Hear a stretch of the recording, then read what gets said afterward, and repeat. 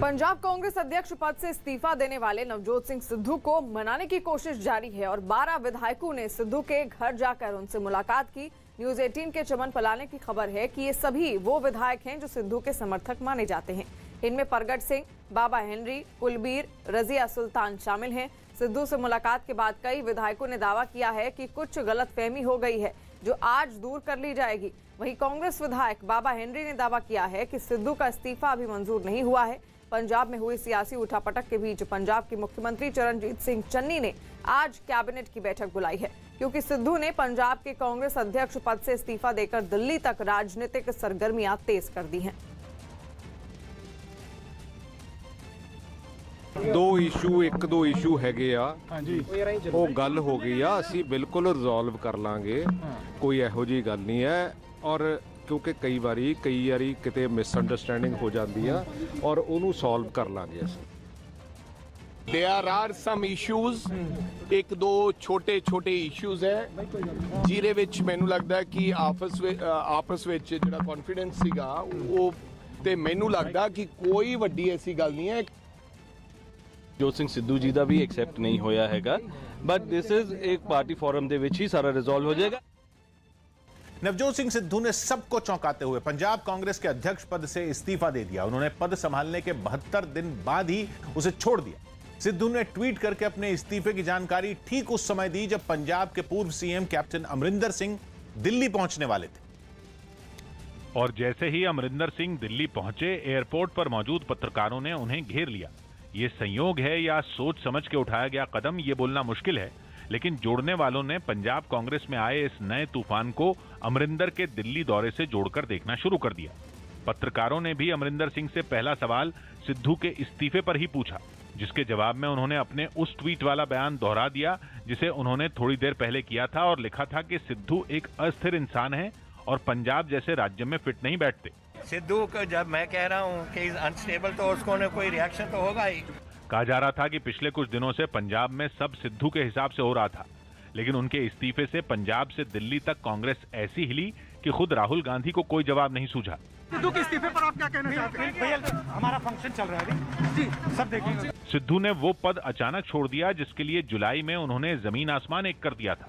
ताजपोशी के समय वो मंच पर कैप्टन के सामने खूब इतराए भी थे और क्रिकेट का शॉट मारकर अपनी जीत का जश्न मनाया था, लेकिन वो ज्यादा दिन नहीं टिके और अपने इस्तीफे से संकेत दिया कि वो किसी भी तरह का समझौता नहीं करना चाहते। अपने इस्तीफे में सिद्धू ने लिखा कि किसी भी शख्स के चरित्र में गिरावट समझौते से शुरू होती है और वो पंजाब के भविष्य पर कोई समझौता नहीं कर सकते। लंबी लड़ाई लड़ने के बाद सिद्धू पंजाब कांग्रेस के अध्यक्ष बने थे। यही नहीं, कैप्टन के सीएम पद से इस्तीफा देने के बाद तो कहा जाने लगा कि पंजाब कांग्रेस में अब सिर्फ सिद्धू की ही चलेगी, क्योंकि सारे फैसले उनके मन मुताबिक हो रहे हैं। लेकिन अचानक सिद्धू ने इस्तीफा दे दिया, जिसकी वजह पंजाब के नए सीएम चरणजीत सिंह चन्नी से नाराजगी मानी जा रही है, क्योंकि सूत्रों का दावा है कि चन्नी पिछले कई दिनों से सिद्धू को साइडलाइन कर रहे थे और उन्हें किसी सरकारी कार्यक्रम में भी नहीं बुलाया जा रहा था। सिद्धू के इस्तीफे की 6 वजह मानी जा रही हैं, जिनमें सबसे बड़ी वजह सुखजिंदर सिंह रंधावा को माना गया, क्योंकि उन्हें गृह मंत्रालय सौंपा गया और सिद्धू के करीबी बताए जा रहे कुलजीत नागरा को मंत्रिमंडल में जगह तक नहीं। खबर है कि सिद्धू राणा गुरजीत सिंह को मंत्री बनाने के विरोध में थे, लेकिन उनकी बात नहीं सुनी गई। इसके अलावा नाराजगी की एक बड़ी वजह एपीएस देओल को एडवोकेट जनरल बनाना भी माना गया। उड़ती उड़ती खबर यह भी है कि सिद्धू मुख्यमंत्री बनना चाहते थे, क्योंकि जब सुखजिंदर सिंह रंधावा को सीएम नहीं बनाया गया तो सिद्धू को लगा कि उनके नाम पर सोचा जाएगा, लेकिन उनका यह सपना पूरा न होने पर उन्होंने इस्तीफा देकर गुस्सा दिखा दिया। वैसे अपनी प्रेस कॉन्फ्रेंस में चरणजीत सिंह चन्नी ने यह जताने की कोशिश भी की कि वो सिद्धू को मना लेंगे। जो सिंह सिद्धू साडे प्रधान है, अच्छे लीडर है। नहीं, मेरे नाल गल नहीं हुई। लेकिन मुख्यमंत्री के सब ठीक होने के दावों के बीच सिद्धू के करीबी कहे जाने वाले नेताओं ने इस्तीफा देना शुरू कर दिया, जिनमें रजिया सुल्ताना का नाम भी शामिल है। वो पंजाब में कैबिनेट मंत्री थीं और सिद्धू के सलाहकार मोहम्मद मुस्तफा की पत्नी हैं। इसके अलावा पंजाब कांग्रेस के जनरल सेक्रेटरी गौतम सेठ और योगेंद्र ढींगरा ने भी इस्तीफा दे दिया।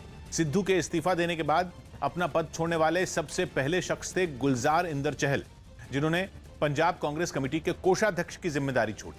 वो 21 सितंबर को ही इस पद पर नियुक्त किए गए थे। वहीं चुनाव से पहले पंजाब कांग्रेस में मची खींचतान ने विरोधियों को बैठे बिठाए एक मुद्दा दे दिया। कैप्टन और सिद्धू के बीच जो 36 का आंकड़ा है उस पर विरोधी पहले से तंज कसते रहे। ऐसे में सिद्धू के इस्तीफे से वो और खुश हो गए।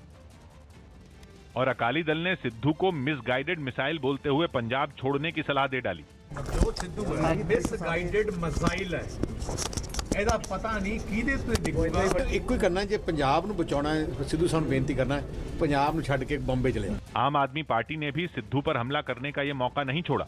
इससे ये पता चलता है नवजोत सिंह सिद्धू दलित विरोधी हैं। एक गरीब माँ के बच्चे को मुख्यमंत्री बनता हुआ सह नहीं पाए। वहीं बीजेपी ने दो टूक कहा कि सिद्धू ने हताश होकर इस्तीफा दिया। ये लगना शुरू हो गया सिद्धू ने कि आने वाले 4 महीने बाद भी मेरी दाल जड़ी है वो गलन वाली नहीं है, तो उन्हें ये रिजाइन जड़ा वो कीता है। विरोधियों के वार के बीच पंजाब कांग्रेस में मिलने जुलने का दौर चलता रहा। कहा जा रहा है कि सिद्धू को उनका फैसला वापस लेने के लिए मनाया जा रहा है। झारखंड के लातेहार में सुरक्षा बलों की नक्सलियों से मुठभेड़ हो गई और मुठभेड़ में एक असिस्टेंट कमांडेंट राजेश कुमार शहीद हो गए। राजेश कुमार झारखंड जगुआर में सेवारत थे। नक्सलियों की गोली से घायल हुए झारखंड जगुआर के डिप्टी कमांडेंट को एयरलिफ्ट कर बेहतर इलाज के लिए रांची लाया गया था। राजेश कुमार को अस्पताल में भर्ती कराया गया, जहां उन्हें बचाया नहीं जा सका। वहीं पुलिस अधिकारियों से मिली जानकारी के अनुसार एक नक्सली भी मारा गया है। पुलिस को मुठभेड़ के बाद नक्सलियों के पास से AK-47 और कई हथियार भी बरामद हुए हैं। JJMP के नक्सलियों के खिलाफ एक प्लान ऑपरेशन के तहत हमारी झारखंड जगुआर और CRPF की टीमें निकली थी और उस दौरान ये मुठभेड़ हुई है और हमारा एक नुकसान हुआ है। हमारे बहादुर साथी डिप्टी कमांडेंट श्री राजेश कुमार जो झारखंड जगुआर में डिप्टेशन में थे, उनकी शहादत हुई है। एक नक्सली डेड बॉडी बरामद की गई है और उसके साथ में 7 हथियार जिसमें AK राइफल, 2 स्प्रिंगफील्ड, 2 303 और कंट्री मेड वेपन्स भी रिकवर होने की सूचना है। पटना में एक सड़क हादसे में 2 लोगों की मौत होने के बाद लोग इस कदर भड़के कि पुलिस के लिए उन्हें संभालना मुश्किल हो गया। हादसा उस समय हुआ जब बाईपास रोड से गुजरी एक तेज रफ्तार कार ने 7 लोगों को कुचल दिया, जिनमें 2 की मौत हो गई और 5 बुरी तरह जख्मी हो गए, जिसके बाद इलाके के लोगों ने कार में सवार लोगों को पकड़ लिया। और जब पुलिस वाले उन्हें छुड़ाकर अपनी गाड़ी में ले जाने लगे तो लोगों ने उनकी गाड़ी को भी घेर लिया। ये सब गलत बात है। गुस्से में तमतमाए लोगों को देखकर लगा कि वो अच्छे बुरे का अंतर ही भूल चुके हैं, क्योंकि वो पुलिस की गाड़ी पर पत्थर फेंकने लगे। यहाँ तक कि एक शख्स तो गाड़ी के शीशे पर डंडे से मारने लगा। हादसे से भड़के लोग यहीं नहीं रुके, उन्होंने गाड़ी में बैठे उन लोगों पर भी हमला किया जिनकी गाड़ी से लोग कुचले गए थे। लोग ज्यादा थे और पुलिस वाले कम। आग बबूला लोगों से निपटने में पुलिस के पसीने छूट गए। एक मौका तो ऐसा आया जब उसकी गाड़ी को आगे निकलने का कोई रास्ता ही नहीं मिला, जिसके बाद पुलिस वालों ने खतरा मोल लेकर गाड़ी में बैठे लोगों को जैसे तैसे उतारा और उन्हें बच बचाकर वहां से ले गए। पुलिस से उलझने से पहले लोगों ने जिस कार से हादसा हुआ उसका हुलिया भी बिगाड़ दिया। कार वाला तेजी वाला लापरवाही से चला के आ रहा था, मार दिया है। जानकारी मिली कि इस हंगामे में 2 पुलिस वाले भी घायल हुए और पूरे इलाके में तोड़फोड़ के निशान नजर आए। मध्य प्रदेश के छतरपुर से रोंगटे खड़े कर देने वाली कुछ तस्वीरें सामने आई। वहां जमीन विवाद में 2 पक्षों में मारपीट और गोलीबारी हुई। जिस वक्त इलाके में ये पूरा बवाल हो रहा था, उस समय वहां मौजूद एक आदमी ने इसका वीडियो बना लिया, जिसमें दिखा कि मोटरसाइकिल सवार कुछ लोग एक प्लॉट पर पहुंचे और दूसरे पक्ष के लोगों के साथ मारपीट शुरू कर दी। इस दौरान ताबड़तोड़ गोलियां चलने की आवाज भी सुनाई दी। इसके बाद तो वो प्लॉट एक अखाड़े में तब्दील हो गया। दोनों तरफ से ईंटों, पत्थरों और लाठियों से हमले होने लगे। ऐसा लगा कि दोनों पक्ष के लोग एक दूसरे के खून के प्यासे हों। सामने आई एक तस्वीर में एक गुट के कुछ लोग दूसरे गुट के एक आदमी को घेरकर बुरी तरह पीटते दिखे। छोड़ दे यार, मरे उड़ जाए यार वो। जानकारी मिलते ही इलाके की पुलिस भी हरकत में आई और आरोपियों के खिलाफ कार्रवाई का भरोसा दिया। FIR की जाएगी और जो भी साक्ष्य एकत्रित होते हैं उसके हिसाब से विधि सम्मत कार्रवाई सुनिश्चित की। इस मारपीट में 2 लोग बुरी तरह से घायल हो गए। बताया गया कि फायरिंग के दौरान इनमें एक आदमी के पेट में गोली भी लगी। दक्षिण अमेरिकी देश बोलिविया में कोका उगाने वाले किसान एक बार फिर पुलिस से जा भिड़े। वहां राजधानी लापास में कोका किसानों की रीजनल एसोसिएशन की सत्ता के लिए महीनों से संघर्ष छिड़ा है। कोका चाय की तरह एक पौधा होता है जिसकी पत्तियों से कोकेन भी बनती है और दवाइयां भी बनती हैं। इसी वजह से बोलिविया में कोका का कारोबार खास मार्केट में होता है, लेकिन इस मार्केट की बिल्डिंग पर सरकार के समर्थन वाले एक गुट ने जबरन कब्जा जमा लिया है। और यही है फसाद की जड़, जिसकी वजह से इतना खून खराबा हो रहा है। और अब तो हाल ये है कि विरोधी गुट के किसानों को हर वो शख्स खटकने लगा है जो उन्हें रोक रहा है। यही वजह रही कि पुलिस भी उन्हें अपनी जानी दुश्मन नजर आने लगी।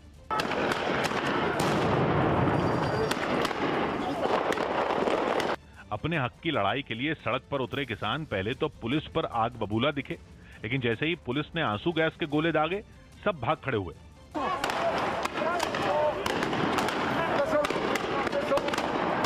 लेकिन इस बार पुलिस को जवाब देने के लिए कोका किसानों ने पत्थर नहीं उठाए, बल्कि उनके सिर पर ऐसा भूत सवार दिखा कि वो मरने मारने पर उतरे नजर आए। उन्होंने पुलिस की टुकड़ी पर डायनामाइट से ही हमला कर दिया। इसके बाद तो पुलिस ने प्रदर्शन कर रहे किसानों की धरपकड़ शुरू कर दी और कई किसानों को हिरासत में ले लिया गया। मध्य प्रदेश के सागर से हैरान करने वाला एक वीडियो सामने आया है। वहां कोर्ट परिसर में वकीलों से उलझने वाले एक लड़के की जमकर पिटाई कर दी गई। बताया गया कि एक लड़का और एक लड़की शादी करने के लिए कोर्ट पहुंचे थे, तभी लड़की का भाई अपने कुछ रिश्तेदारों के साथ वहां पहुंच गया और वो अपनी बहन को शादी करने से रोकने के लिए पीटने लगा। जब वहां मौजूद कुछ वकीलों ने उसे समझाने की कोशिश की तो वो उन लोगों से भी उलझ पड़ा। इसके बाद तो समझिए कि उसकी शामत ही आ गई, क्योंकि कुछ वकील उस पर ऐसे टूटे कि वो बचने के लिए छिपने की कोशिश करता दिखा। एक के बाद एक कई थप्पड़ उसे जड़ दिए गए। हालांकि उन्हीं में कुछ वकील उसे बचाने के लिए दीवार बनकर खड़े हो गए। इससे पहले पिट रहे लड़के ने वकीलों से छोड़ देने की गुहार भी लगाई, लेकिन किसी ने उसकी नहीं सुनी। हालांकि कुछ देर के बीच बचाव के बाद मामला शांत हो गया और कुछ लोग उस लड़के को कोर्ट परिसर से बाहर लेकर चले गए। सेना की ताकत बढ़ाने के लिए भारत इजरायल से 4 नए हेरॉन टीपी ड्रोन खरीदने जा रहा है। News18.com की रिपोर्ट है कि इजरायल के साथ की जा रही इस डील पर साइन हो चुके हैं और इस साल के आखिर तक ये ड्रोन सेना को मिल भी जाएंगे। बताया गया कि शुरुआत में तो इन ड्रोन का इस्तेमाल दुश्मन की सेना पर नजर रखने और उसके ठिकानों के बारे में जानकारी जुटाने के लिए किया जाएगा, लेकिन बाद में इन्हें अपग्रेड करके इनमें हवा से जमीन पर निशाना साधने वाली मिसाइलें फिट कर दी जाएंगी, ताकि जंग के मैदान में दुश्मन के ठिकानों का नामो निशान मिट जाए। यानी ये ड्रोन सेना के लिए एक तरह का ब्रह्मास्त्र बन जाएंगे, जो लगभग 24 घंटे तक आसमान में मंडरा सकते हैं और इनकी कम्युनिकेशन रेंज 1000 किलोमीटर तक। बताया गया कि पहले प्लान इजरायल से 4 हेरॉन टीपी ड्रोन लीज पर लेने का था, लेकिन भारत ने इन्हें खरीदने का ही मन बना लिया। अभी भारत सिर्फ निगरानी या दुश्मन देश की सेना की जानकारी जुटाने के लिए या उसके इलाके के मिलिट्री सर्वे के लिए ड्रोन ऑपरेट करता है। हथियार के तौर पर भारत ड्रोन का इस्तेमाल नहीं करता, लेकिन इजरायल के ये ड्रोन खरीदने के बाद भारत की पूरी स्ट्रैटेजी बदल जाएगी। लेकिन अब भारत जंग के मैदान में ड्रोन की अहमियत को समझते हुए अपने ड्रोन का जखीरा बढ़ाने में जुटा है। तीनों ही सेनाएं अलग अलग तरह के ड्रोन के लिए अलग अलग कंपनियों से डील करने में लगी। अभी पिछले हफ्ते ही जब पीएम अमेरिका की यात्रा पर गए थे तो उन्होंने वहां डिफेंस कंपनी जनरल एटॉमिक्स के सीईओ से मुलाकात की थी। जनरल एटॉमिक्स से भारत प्रेडेटर ड्रोन खरीदने पर बातचीत कर रहा है। पाकिस्तान के क्रिकेटर इंजमामुल हक की तबीयत बिगड़ गई। पाकिस्तान क्रिकेट टीम के पूर्व कप्तान इंजमामुल हक को दिल का दौरा पड़ा, जिसके बाद लाहौर के अस्पताल में उनकी एंजियोप्लास्टी की गई। यूपी के सीएम योगी आदित्यनाथ ने लखनऊ में कुछ आंगनवाड़ी कार्यकर्ताओं को स्मार्टफोन बांटे, ताकि उन्हें घर घर जाकर लोगों का डेटा जुटाने में आसानी हो। मैं बधाई देता हूं, अच्छा कार्य करेंगे, सरकार इसको एप्रिशिएट करेगी।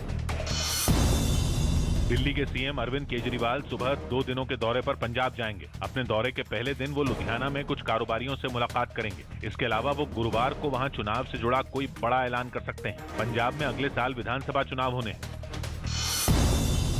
मध्य प्रदेश के पूर्व मुख्यमंत्री और कांग्रेस नेता दिग्विजय सिंह के सरस्वती शिशु मंदिर पर दिए गए एक विवादास्पद बयान पर सियासी घमासान छिड़ गया। उन्होंने ये बयान हाल ही में एक कार्यक्रम के दौरान दिया था। सरस्वती शिशु मंदिर से लोगों के दिल और दिमाग में दूसरे धर्मों के खिलाफ नफरत का बीज बोला। बीजेपी को दिग्विजय सिंह का यह बयान अखर गया और उसने उन्हें संवैधानिक मर्यादाओं की याद दिला दी।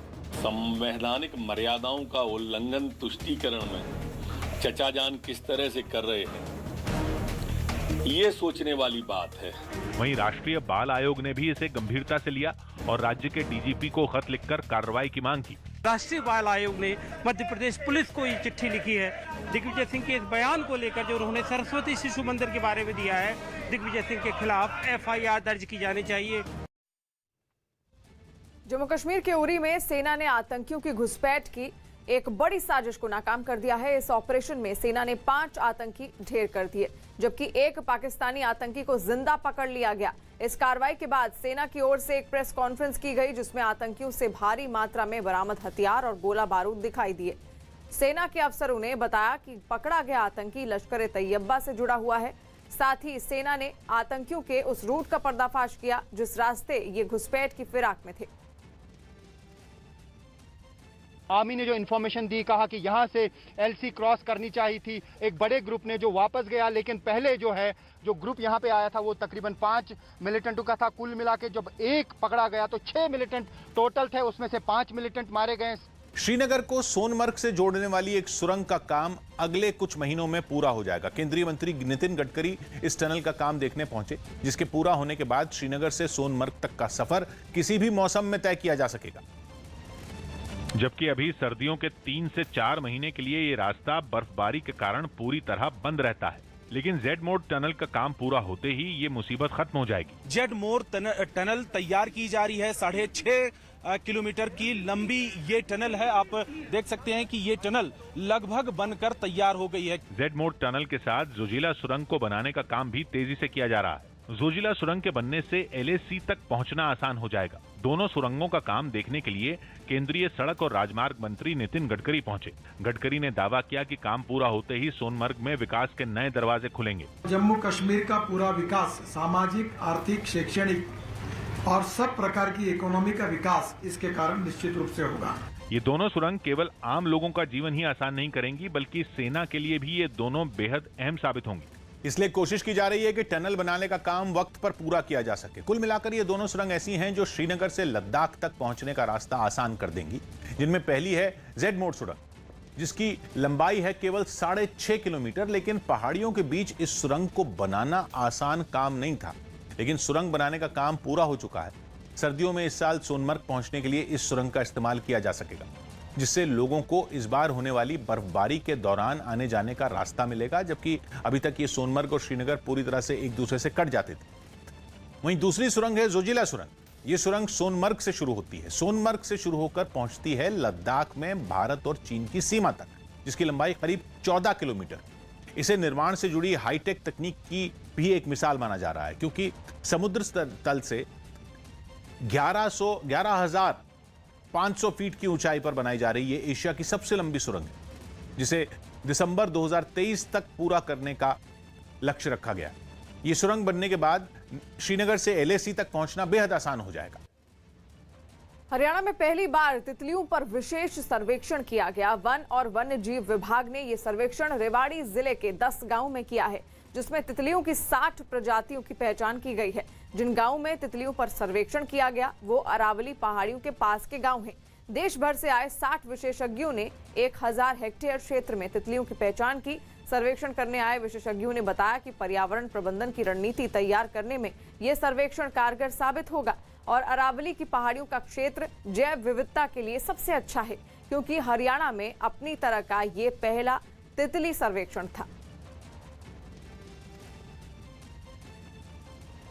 उत्तरी सीरिया के अलेपो में हुए एक मोटरसाइकिल बम धमाके में 2 लोगों की मौत हो गई है, जबकि 18 से ज्यादा लोग घायल हो गए हैं। जिस इलाके में यह धमाका हुआ वहां पर 2016 से विद्रोहियों का कब्जा है और तब से अब तक वहां पर ऐसे कई बम धमाके हो चुके हैं। इस बार का धमाका भी काफी जोरदार था, जिसने अलेपो शहर में तबाही मचा दी। इस धमाके के बाद वहां लगी आग से ऊंची ऊंची लपटें उठती हुई दिखाई दी।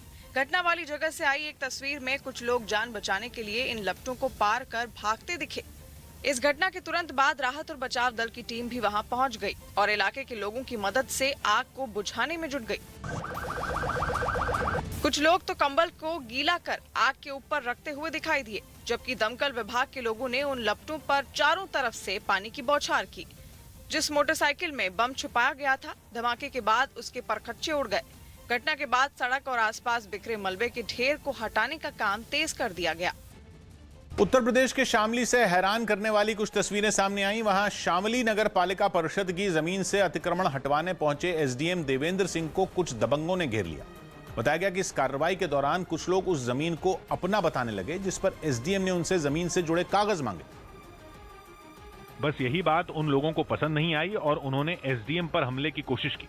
इस घटना की तस्वीरें वहां लगे सीसीटीवी कैमरे में रिकॉर्ड हो गईं, जिनमें साफ दिखा कि एसडीएम अपनी गाड़ी की तरफ जा रहे थे। तभी उन्हें कुछ दबंगों ने घेर लिया। इस बीच देवेंद्र सिंह अपनी गाड़ी में बैठ गए, जिसके बाद भी वो दबंग नहीं माने और उन्होंने एसडीएम की गाड़ी को आगे बढ़ने से रोकने की कोशिश की। एक शख्स तो एसडीएम की गाड़ी के सामने आ गया और चलती गाड़ी को इस कदर पीछे की ओर धकेलने की कोशिश करने लगा जैसे उसमें 100 लोगों के बराबर ताकत हो। इस बवाल के बीच एसडीएम के ड्राइवर ने कार की स्पीड बढ़ाई और वहां से उन्हें ले गया। और उनके पास कोई भी कागजात नहीं है, कोई भी आधार नहीं है जिससे कि वो ये सिद्ध कर सके कि उनकी ये भूमि है। बताया गया इस हंगामे के बाद एसडीएम देवेंद्र सिंह ने 15 लोगों के खिलाफ थाने में एफआईआर दर्ज कराई। गुजरात के सूरत में जोरदार बारिश के बाद कई इलाकों में बाढ़ आ गई, सड़कें समंदर बन गई, हर तरफ पानी ही पानी नजर आया। न्यूज 18 के जनक दवे की खबर है कि बारिश होने के बाद उकाई बांध के 15 दरवाजे खोल दिए गए, जिसके बाद बांध का पानी शहर में घुस गया। सड़कों पर कई फीट पानी नजर आया। यही नहीं, कई दुकानों में तो पानी भर भी गया और लोगों को सड़कों पर बह रहे पानी के बीच से ही निकलना पड़ा। गाड़ियों के पहिए पानी में डूबे हुए नजर आए।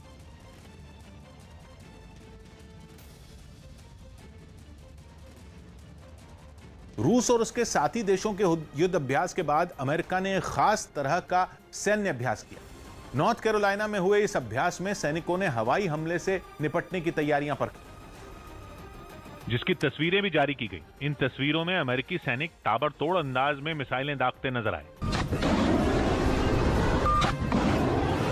अभ्यास के लिए 2-2 जवानों की एक टीम बनाई गई जो कंधे पर रखकर लॉन्च की जाने वाली मिसाइलों से निशाना साधते दिखे।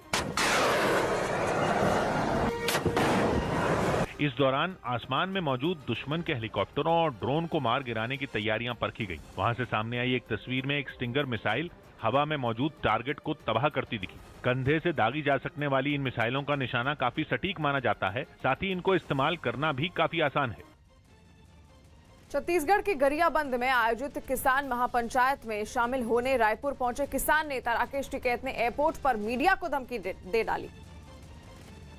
अब तो ये है कि सब लोग साथ दो, अगला टारगेट मीडिया हाउस है, आपको बचना है तो साथ दे दो, नहीं तो आप भी गए। मध्य प्रदेश के बैतूल से रोंगटे खड़े कर देने वाली कुछ तस्वीरें सामने आई। वहां आत्महत्या करने के इरादे से एक महिला ट्रेन के आगे पहुंच गई, जिसे ऑटो ड्राइवर ने बचा लिया।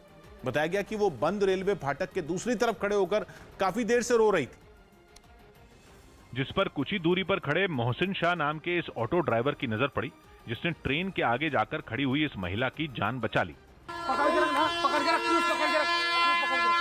जो तस्वीरें सामने आई उनमें साफ दिखा कि यह महिला ट्रेन के हॉर्न की आवाज सुनते ही उसी रेलवे ट्रैक पर जाकर खड़ी हो गई जिससे ट्रेन को गुजरना था। लेकिन ऑटो ड्राइवर ने फुर्ती दिखाई और उसे बचा लिया, लेकिन वो लगातार उसकी इस कोशिश का विरोध करती दिखी। इससे पहले वो बार बार उसके फोन पर आ रहे कॉल को काटती नजर आई। 20 कदम पे ट्रेन थी, मैं गया दौड़ते हुए, मैंने उनका हाथ पकड़ा तो मेरा हाथ झटका उनने, फिर मैंने दूसरे हाथ से उनको पकड़ा और खींचकर फिर इधर लाया। बाद में अपनी जान पर खेलकर उस महिला को बचाने के लिए कलेक्टर ने मोहसिन शाह को प्रशस्ति पत्र और स्मृति चिन्ह देकर सम्मानित किया। रिलायंस फाउंडेशन ने ऐसी 10 संस्थाओं के नामों का ऐलान किया है जहां वुमेन कनेक्ट चैलेंज इंडिया नाम के अभियान के तहत करीब 11 करोड़ रुपए की ग्रांट दी जाएगी। जिस अभियान के तहत ये मदद दी जा रही है वो रिलायंस फाउंडेशन और एक अमेरिकी संस्था का साझा कार्यक्रम है। अमेरिकी संस्था का नाम है US agency for international development. पिछले साल अगस्त में वुमेन कनेक्ट चैलेंज इंडिया अभियान की शुरुआत हुई थी। 1 साल तक चले इस अभियान के तहत 10 संगठन चुने गए। रिलायंस फाउंडेशन की चेयरपर्सन नीता अंबानी के मुताबिक इस अभियान का मकसद महिलाओं और पुरुषों के बीच के फासले को कम करना है और इन 10 संस्थाओं के जरिए देश में महिलाओं और पुरुषों के बीच डिजिटल डिवाइड को खत्म करने का सबसे बड़ा मकसद है। गलवान में भारतीय सेना के हाथों पिटने के बाद भी चीन की सेना अपनी हरकतों से बाज नहीं आ रही। खबर है कि इस बार उसने उत्तराखंड में घुसपैठ की। न्यूज 18 के संदीप बोल की रिपोर्ट है कि ये घुसपैठ पिछले महीने की 30 तारीख को उत्तराखंड के बाराहोती में हुई थी। सूत्रों के मुताबिक इस घुसपैठ में 100 चीनी सैनिक भारतीय सीमा में 5 किलोमीटर अंदर तक आ गए थे। इतना ही नहीं, खबर है कि चीन ने बाराहोती के पास अपने सैनिकों की संख्या और आधुनिक सर्वेलेंस उपकरणों की तैनाती भी बढ़ाई है ताकि भारतीय सेना की होने वाली हर हलचल पर नजर रखी जा सके। चीन की इस हरकत के बाद भारतीय सुरक्षा एजेंसियां भी अलर्ट हो गई। अगले महीने बीजेपी स्वच्छ भारत अभियान चलाएगी। बीजेपी 2 अक्टूबर यानी गांधी जयंती से 31 अक्टूबर तक स्वच्छ भारत अभियान चलाएगी। केंद्रीय मंत्री अनुराग ठाकुर यूपी के प्रयागराज में इस अभियान में शामिल होंगे। दिल्ली में केंद्रीय खेल मंत्री अनुराग ठाकुर की अगुवाई में स्पोर्ट्स अथॉरिटी ऑफ इंडिया की एक बैठक हुई। इस बैठक में खिलाड़ियों को बेहतर सुविधा और ट्रेनिंग देने पर जोर दिया गया। भारत सरकार के अंतर्गत पूरे देश भर में कोचेज उपलब्ध कराने का, खेलों को बढ़ाने का काम किया है। आईपीएल में सनराइजर्स हैदराबाद ने राजस्थान रॉयल्स को 7 विकेट से हरा दिया। हैदराबाद की टीम पहले ही प्लेऑफ की दौड़ से बाहर हो चुकी है, लेकिन इस जीत के बावजूद उसने टूर्नामेंट में राजस्थान के लिए आगे की राह मुश्किल कर दी। जोधा अकबर पर दिए बयान पर हंगामे के बाद मध्य प्रदेश की हुजूर विधानसभा सीट से बीजेपी विधायक रामेश्वर शर्मा ने माफी मांगी। खेत पहुंचाना मेरा काम नहीं है, आप मुझे माफ करें, मैं आपसे क्षमा चाहता हूं। लेकिन कांग्रेस ने बीजेपी नेता के इस विवादास्पद बयान पर उन्हें घेरने का मौका हाथ से जाने नहीं दिया। खुद को हिंदू समाज का रक्षक बताते हैं, लेकिन उनकी हरकतें जो है वो कहीं न कहीं हिंदू समाज का अपमान करने वाली है। 2 दिन पहले रामेश्वर शर्मा ने सागर में एक कार्यक्रम के दौरान जोधा के अकबर से शादी करने पर विवादास्पद बयान दिया था, जिस पर बवाल खड़ा हो गया। जब लोग सत्ता के लोभी हो जाएं और सत्ता को चाहने के लिए बेटी को दांव पर लगा दे, ऐसे लुटेरों से भी सावधान रहो। मध्य प्रदेश के शिवपुरी से एक चौंकाने वाला वीडियो सामने आया। वहां एक ऑटो बिना ड्राइवर के ही दौड़ने लगा। बताया गया कि ऑटो संतुलन बिगड़ने की वजह से सड़क पर ही पलट गया, जिसके बाद ड्राइवर उसे दूसरे लोगों के साथ उठाकर सीधा करने की कोशिश करने लगा, लेकिन ऑटो का इंजन स्टार्ट था और दोबारा सीधा खड़ा होते ही वो अपने आप आगे बढ़ने लगा। ऑटो को दौड़ता देख ड्राइवर भी उसके पीछे भागा, लेकिन ऑटो की रफ्तार इतनी तेज थी कि ड्राइवर उस तक पहुंच ही नहीं पाया। वो ऑटो बिना ड्राइवर के ही काफी दूर तक दौड़ता चला गया। हालांकि बाद में वो सड़क किनारे खड़ी एक दूसरी गाड़ी से टकराकर रुक गया। राहत की बात यह रही कि इस हादसे में किसी को चोट नहीं आई है। पंजाब के जलंधर में एक दिन पहले किसान संगठनों से जुड़े कुछ लोगों पर प्रदर्शन के दौरान सेना का एक काफिला रोकने का आरोप लगा, जबकि कृषि सुधार कानूनों के विरोध में हुए भारत बंद के दौरान सेना की गाड़ियों और एम्बुलेंस को नहीं रोकने का ऐलान इन संगठनों ने किया था। मगर जलंधर से जो वीडियो सामने आया उसमें ये लोग एक ट्रैक्टर को सड़क के बीचों बीच खड़ा कर प्रदर्शन करते नजर आए, जिसकी वजह से सेना के काफिले में शामिल गाड़ियों को वहां रोकना पड़ा। ये देख सेना के एक अफसर ने इन लोगों से बात की और गाड़ियों को निकलने के लिए रास्ता छोड़ने की अपील उनसे की। एक्सरसाइज है, फौज की आधी गाड़ियां चली गई हैं, आधी गाड़ियां आप लोगों ने रोक रखी है। काफी देर बातचीत के बाद वो लोग माने और उन्होंने सेना की बाकी गाड़ियों को भी वहां से जाने दिया। इससे पहले जब ये काफिला जलंधर के पीएपी चौक पहुंचा तो इसमें शामिल कुछ गाड़ियां बगैर किसी रोक टोक के वहां से निकल गईं, लेकिन अचानक इन प्रदर्शनकारियों ने कुछ गाड़ियों को रोक दिया था। उत्तराखंड के रामनगर में टेढ़ा और उसके आसपास हुई बारिश से टेढ़ा का बरसाती नाला उफान पर आ गया है, जिसमें एक बाइक में सवार 2 लोग बाइक समेत बह गए। दरअसल टेढ़ा गांव के पास नाले पर बारिश की वजह से पानी का बहाव तेज था, जिस वजह से वहां से गुजर रही बाइक इसकी चपेट में आ गई। हालांकि कुछ दूर जाकर इन लोगों को संभालने का मौका मिला, जिसके बाद वहां मौजूद लोगों की मदद से इन्हें रेस्क्यू कर लिया गया। यूपी के एक आईएएस अधिकारी मोहम्मद इफ्तिखारुद्दीन के घर धार्मिक बैठक का वायरल वीडियो सामने आने के बाद योगी सरकार ने मामले की एसआईटी जांच के आदेश दिए। बताया गया कि यह वीडियो उस समय का है जब वो कानपुर के कमिश्नर थे और आरोप है कि उसी दौरान उन्होंने कुछ मौलानाओं को अपने सरकारी बंगले पर बुलाया था, जिसमें शामिल एक मौलाना पंजाब के किसी शख्स का हवाला देकर उसके इस्लाम कबूल करने के पीछे की कहानी सुनाते हुए वीडियो में दिखाई दिए। जिस वक्त मौलाना ने यह बात कही उस दौरान आईएएस अधिकारी मोहम्मद इफ्तिखारुद्दीन समेत कुछ और लोग वहां मौजूद थे। मैंने कहा कि इस्लाम कबूल करने के लिए क्या चीज दरिया बनी, तो उन्होंने कहा मेरी बहन की मौत। कहने लगे जब उसको जला रहे तो वो कपड़ा जब जल गया तो गई। इसी वीडियो के अगले हिस्से में कुर्सी पर बैठे मोहम्मद इफ्तिखारुद्दीन भी इस्लाम की बातें करते हुए नजर आए। उनकी इन बातों को जमीन पर बैठे लोग भी बड़े गौर से सुनते हुए वीडियो में दिखाई दिए। जमीन पर अल्लाह के नूर का इत्मीनान होना है, हर कच्चे पर अल्लाह का दीन दाखिल होना है। न्यूज 18 की टीम जब इस वीडियो के बारे में बात करने लखनऊ में आईएएस अधिकारी के घर पहुंची तो उनकी बहन ने बात करने से इनकार कर दिया। इस वक्त अपने दफ्तर में भी नहीं है, अपने घर में भी नहीं है। बताया जा रहा है कि उनकी केवल एक बहन है, जैसे कि गार्ड से हमारी बातचीत हुई। खबर है कि कानपुर कमिश्नर रहने के दौरान इस तरह की बैठकें उनके घर पर आम थीं। और आरोप है कि जिनमें शामिल लोग धार्मिक कट्टरता को बढ़ावा देने वाली बातें करते थे। लिहाजा इस वायरल वीडियो के सामने आते ही उत्तर प्रदेश सरकार ने इसे गंभीरता से लिया और मामले की जांच के लिए एक SIT बना दी, जिसके अध्यक्ष CBCID के DG GL मीणा होंगे, जिन्हें 7 दिन में मामले की जांच कर रिपोर्ट सौंपने के लिए कहा गया। आरोपों में घिरे मोहम्मद इफ्तिखारुद्दीन 1985 बैच के IAS अधिकारी हैं और इस समय यूपी परिवहन निगम के चेयरमैन हैं। सरकार जांच कर रही है, जो दोष होगा उसके हिसाब से जो कार्रवाई होगी करेगी। फ्रांस के राष्ट्रपति इमानुएल मैक्रों पर एक शख्स ने अंडा फेंक दिया। यह हमला तब हुआ जब वो लियोन शहर में इंटरनेशनल फूड ट्रेड फेयर में पहुंचे हुए थे। वहां वो चारों तरफ से भीड़ से घिरे हुए थे और लोगों से मिल रहे थे। तभी साइड से अंडा आया और वो इमानुएल मैक्रों के कंधे पर जाकर लगा। अंडा बिना फूटे उनके कंधे से लगकर नीचे गिर गया। कार्यक्रम के बीच में अचानक ये हुआ क्या, किसी को कुछ भी समझ नहीं आया। इमानुएल मैक्रों भी सकपका गए। उनके सुरक्षा कर्मी तो तुरंत चौकन्ने हो गए। उन्होंने फ्रांस के राष्ट्रपति के इर्द गिर्द घेरा बना लिया और उसी वक्त हमलावर को पकड़ लिया गया। लेकिन उसने इमानुएल मैक्रों पर अंडा क्यों फेंका, ये अब तक साफ नहीं हो पाया है। फ्रांस के राष्ट्रपति पर इस तरह सरेआम हमले का ये कोई पहला मामला नहीं है। अभी जून में ही उन्हें एक आदमी ने गाल पर थप्पड़ मार दिया था।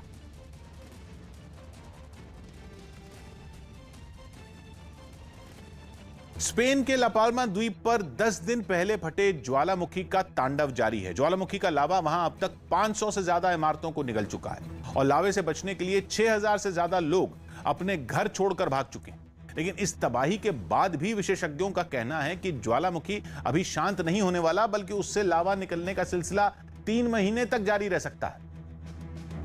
मतलब उबलते लावे की आंच फिलहाल स्पेन के इस टापू पर बसे लोगों की जिंदगी झुलसाती रहेगी। लापाल्मा द्वीप पर फटे ज्वालामुखी ने तो लोगों को बर्बाद करने की ऐसी कसम खाई है कि रात में भी चैन नहीं लिया। जब पूरा द्वीप सो रहा था तब भी ज्वालामुखी आग उगलता रहा। उससे खौलते लावे की नदी बहती दिखी। रात के घुप अंधेरे में सब कुछ स्याह था। तब मीलों दूर से सिर्फ और सिर्फ सुर्ख लावे की नदी ही नजर आई। लेकिन ये तो ज्वालामुखी के विकराल रूप की सिर्फ एक तस्वीर थी। इसी बीच इतना जोरदार विस्फोट हुआ कि लावे के छींटे अंगारे बनकर कई फीट दूर तक गिरते दिखे। ऐसे अंगारे जो हर चीज भस्म कर दें। अगली सुबह हो गई, लेकिन ज्वालामुखी तो जैसे सूरज की तपिश से मुकाबला करने पर आमादा दिखा। 1000 डिग्री सेल्सियस से भी गर्म लावे की गर्मी में पिघली चट्टानों के टुकड़े इतना उत्पात मचाते नजर आए कि वहां मौजूद हर चीज राख में बदल गई। हाल यह है कि लापाल्मा द्वीप पर 230 हेक्टेयर से भी ज्यादा जमीन लावे के ढेर में समा चुकी है, जिसमें 18 किलोमीटर से भी लंबी सड़कों का नामो निशान मिट चुका है। दुनिया में कई ऐसी कुदरती चीजें हैं जो अपने अंदर कई राज छुपाए हुए हैं। खाड़ी देश यमन में ओमान की सीमा के पास मौजूद एक ऐसा ही सैकड़ों फीट गहरा और बहुत बड़ा गड्ढा है जिसे नर्क का कुआं कहा जाता है।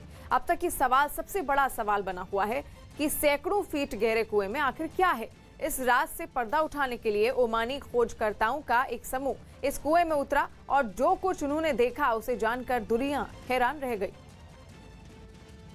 खाड़ी देश यमन के अलमेहरा में रेगिस्तान के बीच अकेला सुनसान पड़ा बारहौत का कुआं, वही सैकड़ों साल पुराना गहरा गड्ढा जिसे वहां के लोग नर्क के कुएं के नाम से जानते हैं।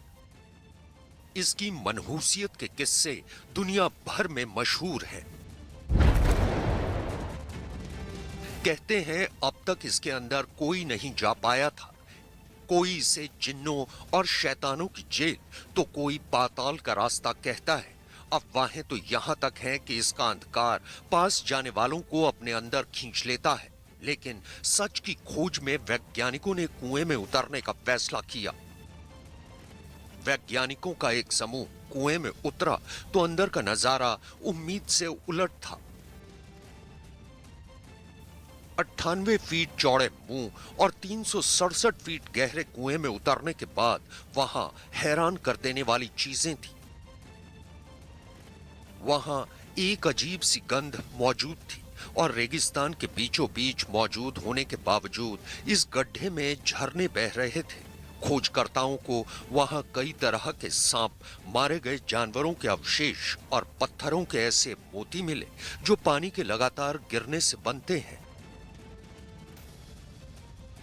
यमन के बरहौत के कुएं में खोजकर्ताओं को अफवाहों के मुताबिक ना तो कोई जिन या शैतान मिला और ना ही कोई डराने वाली चीजें मिली। दावा किया गया कि घोर अंधेरे और 367 फीट गहरे कुएं की तलहटी में ऑक्सीजन पर्याप्त मात्रा में है, लेकिन वैज्ञानिक इस कुएं की उम्र का अंदाजा नहीं लगा सके। ये जरूर कहा गया कि ये कुआं लाखों साल पुराना जरूर हो सकता है। बरहौत का ये कुआं दरअसल एक सिंक होल है जो दुनिया के कई देशों में पहले भी देखे जा चुके हैं। इतने गहरे और पुराने सिंक होल का निर्माण आखिर कब और कैसे हुआ, ये सवाल अभी भी बरकरार है। खोजकर्ताओं को इस गहरे गड्ढे में हरियाली दिखी और खास तरह की कुछ वनस्पतियां मिली। साथ ही गड्ढे में कुछ पक्षी भी उड़ते नजर आए। वैज्ञानिकों का मानना है कि बरहौत का कुआं एक सिंक होल है।